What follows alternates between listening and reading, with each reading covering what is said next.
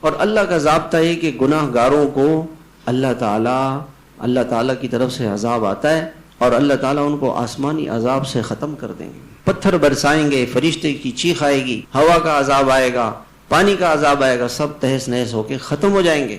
تو میں نے اللہ کے سامنے رو کہ اللہ میری امت کو یہ اس عذاب سے بچا دے. اللہ مان گیا، محبوب تیرے آنسوؤں کی وجہ سے اس امت کو ہم پتھروں سے نہیں ہلاک کریں گے، آسمانی عذابوں سے نہیں ہلاک کریں گے. تو میں پھر رویا اللہ کے سامنے کہ اللہ تیرا دوسرا عذاب یہ ہوگا کہ کافر ان کو ختم کر دیں گے. تو اللہ تعالیٰ مان گیا کہ ایسا بھی نہیں ہوگا کہ میں اپنے اللہ تعالیٰ کو ناراض کرنے کی سزا کیا ہے کہ کافروں کو اللہ تعالیٰ ان پر مسلط کر دے. تو میں کافروں کو ان پر مسلط نہیں کروں گا. ہم جو آج بچے ہوئے ہیں نا، یہ ایک ہستی کی وجہ سے بچے ہوئے ہیں، جناب رسول اللہ صلی اللہ علیہ وسلم، اور وہی ہستی قیامت میں ہمیں بچانے والی ہوگی. میرے محترم بھائیوں، اگر ہم آج دنیا میں اس ہستی کو نظر انداز کر دیں، یہ کتنا بڑا نقصان ہے.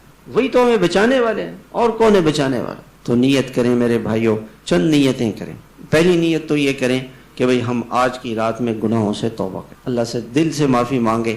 ایک آنسو بہا دے، نہیں آنسو آئے تھوک لے کے ایسے یہاں لگا دے کہ اللہ جھوٹ موٹ کے آنسو ہیں، اللہ معاف کر. اللہ سے روئیں، یہ تو رونے کی راتیں کہ اللہ ہمیں معاف کر دے، بخش دے، پوری امت کے لیے مغفرت مانگے. پہلا کام تو توبہ ہے، ہر گناہ سے توبہ کرے کہ اللہ میں نے اپنی پسند کی زندگی گزاری ہے، دوزخ کے راستے پہ چلا ہوں، مرنے کے بعد میرے ساتھ کیا ہوگا. آج مجھے کسی نے تصویر بھیجی ہے، ایک آدمی کو قبر میں اتارا ہے، اور جیسی اتارا ہے ابھی اوپر پتھر نہیں رکھے، سانپ آ گیا، اور اتنا میرا دل ڈرا. میں کہا یا اللہ ہمارے ساتھ کیا ہوگا.